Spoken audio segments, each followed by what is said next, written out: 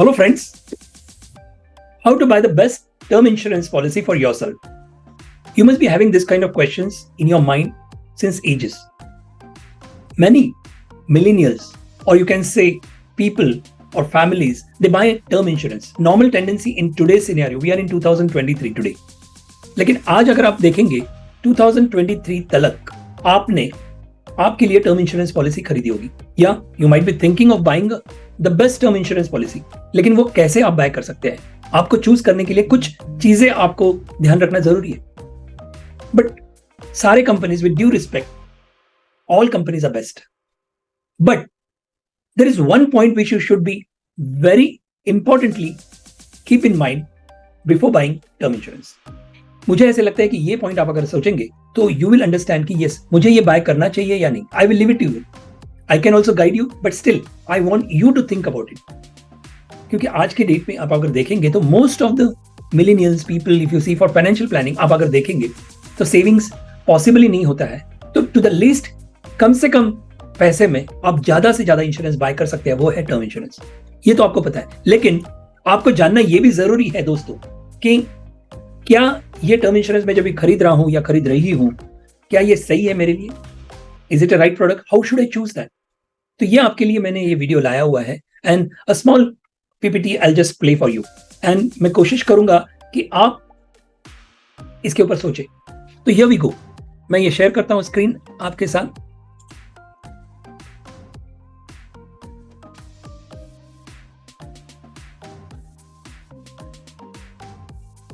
Yes दोस्तों, मैं ये वीडियो ऑफ करूंगा तो it will be very easy for you. Yes दोस्तों, तो मैं आपके सामने ये पीपीटी आपके लिए लेके आया हूं, यानी पावर पॉइंट प्रेजेंटेशन. एक सिंपल कुछ पॉइंट्स आपके सामने रखना चाहता हूं. आप देख लीजिए, शायद आपको ये भी सही लगे, और मैं चाहता हूं कि आप खुद डिसाइड करें कि आपके लिए बेस्ट टर्म इंश्योरेंस पॉलिसी कौन सी होगी, कौन से कंपनी की लेनी चाहिए. I will leave it to you. Here we go. Which is the best term insurance policy? दोस्तों, कौन सी टर्म इंश्योरेंस पॉलिसी बहुत अच्छी होती है, लेकिन इसके पहले आप अगर देखेंगे LIC से लेनी चाहिए या कोई प्राइवेट इंश्योरेंस से लेनी चाहिए, कुछ भी हो, लेकिन आप कैसे चूज कर सकते हैं? तो इसके लिए आप देखेंगे, पहले हम देखते हैं कि आप टर्म इंश्योरेंस क्यों खरीदते हैं. आप टर्म इंश्योरेंस खरीदते हैं because you want to protect your uncertainties of life. आने वाले समय में बहुत सारे अनसर्टेनिटीज होते हैं, फ्यूचर अनसर्टेनिटीज जिसको कहते हैं. रिटायरमेंट के पहले या आपके कुछ फाइनेंशियल गोल्स होते हैं, वो कंप्लीट करने के पहले कुछ अनसर्टेनिटीज हो सकते हैं. उसको प्रोटेक्ट करने के लिए आप टर्म इंश्योरेंस बाय करते हैं. Am I right? दूसरा पॉइंट अगर आप देखेंगे तो है आपके पास लोन्स होते हैं. आज के डेट में लोन्स, बहुत तरीके के लोन्स होते हैं. यू विल सी दैट कि आपका हाउसिंग लोन हो सकता है, या चाहिए तो it could be a credit card loan, it could be a car loan, it could be a financial student loan होता है, जो स्टूडेंट अब्रॉड जाते हैं उसके लिए लोन करते हैं, घर मॉर्गेज रखते हैं, तो आप लोन लेते हैं. इसको प्रोटेक्ट करने के लिए आप कोलैटरल सिक्योरिटी समझ के आप ये टर्म इंश्योरेंस लेते हैं, या नहीं लेते होंगे तो आपको ये लेना चाहिए. तो नॉर्मली टर्म इंश्योरेंस इसके लिए लेते हैं. अब अगर देखेंगे तो होते हैं, दूसरी चीज है फाइनेंशियल गोल्स. अब you are in the age group of suppose 30 के होंगे, न्यूली मैरिड कपल होंगे, आपके छोटे बच्चे हैं, और आप उनके लिए फाइनेंशियल गोल देखते हैं एजुकेशन प्लानिंग के लिए. लेकिन ये कंप्लीट होने से पहले कुछ अनसर्टेनिटीज हो सकते हैं, तो इसको प्रोटेक्ट करने के लिए, वो फाइनेंशियल गोल को प्रोटेक्ट करने के लिए आप टर्म इंश्योरेंस लेते हैं.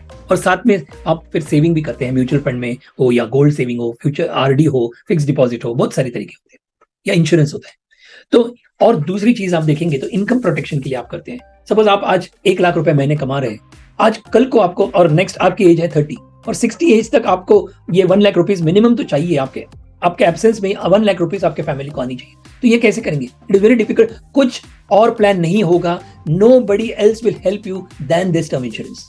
दोस्तों, इंश्योरेंस ही आपको प्रोटेक्शन दे सकता है, आपके इनकम को प्रोटेक्ट कर सकता है, क्योंकि there is no person on this earth जो इंश्योरेंस का मुकाबला कर सके. ऐसे भी कहते हैं ना कि no financial plan is completed without insurance, या कोई भी फाइनेंशियल प्लान कंप्लीट हो नहीं सकता है without insurance. So coming back to our term insurance, आज हमारा विषय है टर्म इंश्योरेंस और बेस्ट टर्म इंश्योरेंस कैसे खरीदना है. तो इसको आप देखने के लिए ये देख लीजिए, ये यहाँ पर बताया हुआ है कि एनुअल प्रीमियम, सपोज 1 करोड़ का एक टर्म इंश्योरेंस हम लेना चाहते हैं. चलो हम और आप सोच के, हम please be with me friends, मैं आपके सामने रखना चाहता हूं, आप भी कैलकुलेशन करके जस्ट गौर से देख लीजिए, जस्ट नेक्स्ट 3 to 4 स्लाइड्स, और आप समझ जाएंगे कि यस, हमें क्या करना चाहिए. सपोज 1 करोड़ का आपको टर्म इंश्योरेंस लेना है और आप फिर सारे कंपनीज के आप कंपैरिजन करते रहते हैं। तो हम एक कंपैरिजन सिंपल लेते हैं, पहले एक बेसिक एसम्पशन लेते हैं कि LIC का अगर टर्म इंश्योरेंस लेते हैं LIC ऑफ इंडिया की तरफ से, तो सपोज उसका अप्रोक्सीमेट प्रीमियम होता है 40,000, ओके में, और दूसरा प्राइवेट इंश्योरेंस का होता है 20,000, कम है। तो आप क्या करेंगे, ये कम से कम जो इंश्योरेंस है उसके पास आप जाएंगे, बराबर, एम आई राइट? यहां तक तो सही है। चलो हम देखते हैं ये इंश्योरेंस किसके लिए है। 40 एज हमने एक एजम्पशन लिया हुआ है और 20 ईयर्स का आपको टर्म है, आप होम लोन को प्रोटेक्ट कर रहे हैं सपोज, या कुछ भी चीज है, तो आप premium will be less in case of lower age group. अगर आप 25 के होंगे, अगर आप 30 के होंगे, तो आपका ये प्रीमियम कम होगा। लेकिन फिर भी आप देखें तो डेफिनेटली कंपेयर करेंगे तो LIC का प्रीमियम मार्केट में आज के डेट में ज्यादा है कंपेयर टू प्राइवेट इंश्योरेंस। तो हम देखते हैं कि आगे कैसे होते हैं। लेट्स सी, सपोज हम ये तो बेसिक एजम्पशन ले लिया, ओके दोस्तों, यहां तक तो ठीक है। 10,000 पॉलिसीज आपने अगर बेच दी, इफ यू सेल 10,000 पॉलिसीज, यानी हर कंपनी को 10,000 पॉलिसीज बेचते हैं, तो क्या होगा वो हम देखते हैं। सिंपल कैलकुलेशन हम करते हैं दोस्तों, यहां पर आप देखेंगे तो एक LIC अगर आप करेंगे तो 10,000 पॉलिसीज इंटू 40,000 प्रीमियम 1 करोड़ के लिए मैंने बताया, तो आपका 40 करोड़ का कलेक्शन हो गया। LIC will be collecting 40 crore of term insurance का premium. Is it okay? Okay. अभी देखते हैं कि प्राइवेट इंश्योरेंस 20,000, तो ये हो गया 20,000, यानी 20,000 इंटू 10,000 पॉलिसीज, तो 20 करोड़ यहां पर कलेक्शन हो गया। अभी हम देखते हैं नेक्स्ट पॉइंट जो है LIC वर्सेस इंश्योरेंस का प्रीमियम सामने आपके हैं। तो LIC के पास जमा हो गए 40 करोड़ और प्राइवेट इंश्योरेंस के पास जमा हो गए दोस्तों, ये है नियरली अबाउट, आप देखेंगे तो 20 करोड़। यहां तक ठीक है? आगे देखते हैं दोस्तों, मॉर्टेलिटी नाम की चीज होती है इंश्योरेंस में। आप अगर देखेंगे प्रीमियम को 3 भागों में डिवाइड किया जाता है नॉर्मली, आप देखेंगे तो प्रीमियम कौन से होते हैं दोस्तों? प्रीमियम, अगर कोई भी LIC प्रीमियम या इंश्योरेंस प्रीमियम होता है उसमें 3 चीजें होती है। एक होता है मॉर्टेलिटी रेट, यानी सपोज वो इंसान इंश्योरेंस के लिए पैसे जाते हैं एग्जाम्पल के तौर पे। दूसरे जो होते हैं वो कमीशन और एडमिनिस्ट्रेशन चार्जेस, ये दोनों निकालने के बाद बैलेंस पैसे जो होते हैं वो होता है इन्वेस्टमेंट करते हैं। लेकिन टर्म इंश्योरेंस में क्या हो जाता है, इन्वेस्टमेंट का प्रकार नहीं होता है, because the premium is very small. तो यहां पर अगर मॉर्टेलिटी रेट आपको बताना है तो एग्जाम्पल के तौर पर मैं बताऊंगा कि हर एक एज के एक मॉर्टेलिटी रेट, एक पूरे इंडिया का मॉर्टेलिटी रेट अलग होता है, US का अलग होगा, हर एक कंट्री का मॉर्टेलिटी रेट होता है जो उनके पास होता है। यानी सपोज 30 एज के 1000 लोगों के प्रति कितने डेथ होने वाले हैं, 40 एज के प्रति 1000, मतलब 40 एज अगर है तो उसमें अगर 1000 लोग गिनेंगे, 1000 लोगों ने इंश्योरेंस लिया तो कितने डेथ होते हैं 1000 के पीछे। तो इसको जो ये जो रेशियो है उसके ऊपर मॉर्टेलिटी रेट काउंट किया जाए। तो ये तो जाहिर है दोस्तों कि मॉर्टेलिटी रेट एक कंट्री का होता है, कंपनी का नहीं होता है। You agree with me? Company का नहीं होता है इसलिए क्योंकि वो पूरा एक कंपनी को लिए, सपोज एक कंपनी के लिए अलग मॉर्टेलिटी रेट, दूसरे कंपनी के लिए अलग मॉर्टेलिटी रेट, ऐसा तो नहीं। डेथ हमारे हाथ में नहीं होता है। So this is a country का मॉर्टेलिटी रेट होता है। तो कोई भी वो कंट्री के वो एज के प्रति 1000 के प्रति कितने डेथ होते हैं उसके ऊपर मॉर्टेलिटी रेट होता है। तो हमने यहां पर दे दिया कि 1000 के प्रति 3 डेथ होते हैं। एग्जाम्पल, सपोज ये 40 एज पे 1000 के प्रति 3 डेथ होते हैं, हमें जस्ट प्रोबेबिलिटी के तौर पे काउंट कर रहे हैं। तो क्या होगा आप देख लीजिए, 1000 के प्रति आप अगर देखेंगे तो 10,000 पॉलिसीज अगर आप बेचते हैं तो 30 डेथ्स होते हैं दोस्तों। 30 डेथ्स बराबर है 1000 के प्रति 3, तो 10,000 के प्रति 30 हो गए, बराबर। सो 30 करोड़ आपकी क्लेम अमाउंट होगी। अभी now you just see, LIC out of 40 crore premium collected, LIC will have to pay 30 crore, यानी 30 करोड़ का तो क्लेम चला गया, बचे 10 करोड़।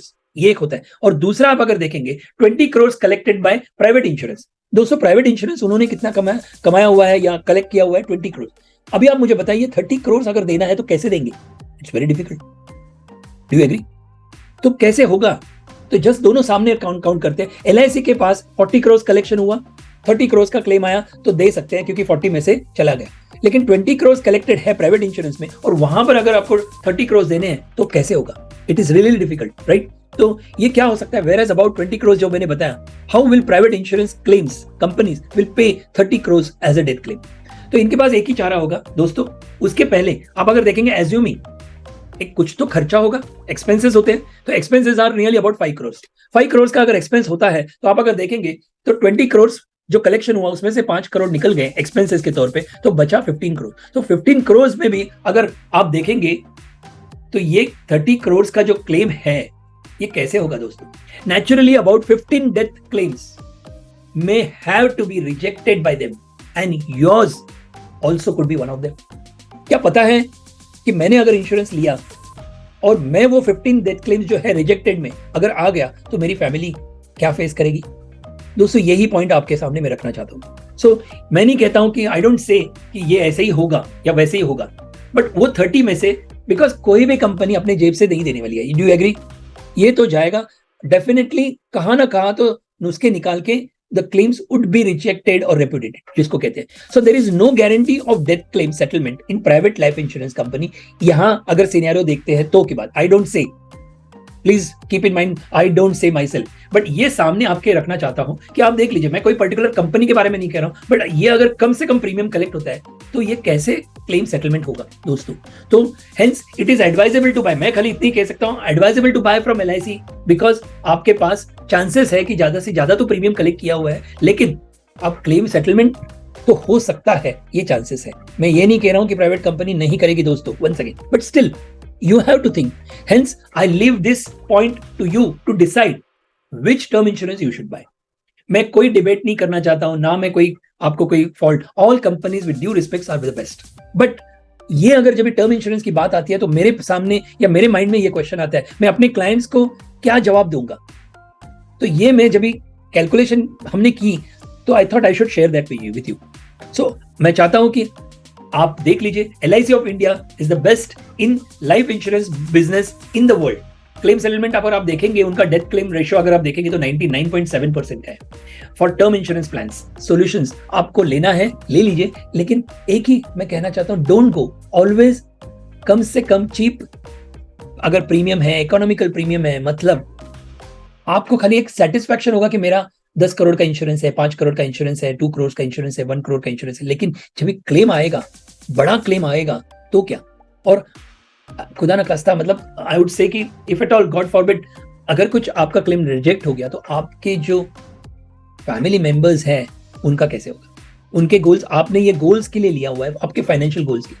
आई am sure no person wants their family to be in trouble after them. तो ये आपके पास में रखता हूं, you choose this. Thank you for watching this video दोस्तों, and if you want to contact me, आपके पास कोई भी क्वेश्चंस होंगे प्लीज यहाँ पर दिए हुए हैं, आप देखेंगे नीचे. If you like the video please share this with your friends and relatives, because मैं चाहूंगा कि आप, you are the best person to decide what to do. आपको ये अच्छा लगा, क्वेरी आएगी, कुछ भी आएगा, प्लीज राइट योर कमेंट्स दोस्तों. मतलब if you agree also, if you don't agree also, but still I want you to write the comments. This will be giving me a boosting. Secondly, आपके पास कोई और टॉपिक्स है जहां पर जिसके ऊपर मैं वीडियो आपके साथ बनाऊं या शेयर करूं तो प्लीज जरूर कमेंट बॉक्स में लिख दीजिए. If you like this video, don't forget to click this like button and please subscribe our channel. Thank you so much. Have a good day. Bye. Thank you.